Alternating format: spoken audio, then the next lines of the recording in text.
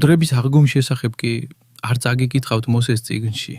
დღეში როგორ თქვა ღმერთმა მასზე, მე ვარ ღმერთი აბრაამისა, ღმერთი ისაკისა და ღმერთი იაკობისა.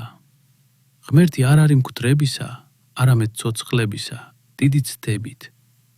ერთ-ერთი მწიგნობარი, რომელმაც მოისმინა მათი კამათი და დაინახა, რომ კარგად უპასუხა მათ, მიუახლოვდა და კითხა მას, რომელი მცნებაა პირველი ყველა მცნებათაგან. იესუმ მიუგო, პირველი არის ეს, ისმინე ისრაელო, უფალი ჩვენ ღმერთი ერთადერთი უფალია. შეიყვარე უფალი, შენი ღმერთი, მთელი შენი გულით, მთელი შენი სულით, მთელი შენი გონებით და მთელი შენი ძალით. და მეორე არის ეს, შეიყვარე მოყვასი შენი როგორც საკუთარი თავი. სხვა მცნება არ არის ამათზე დიდი.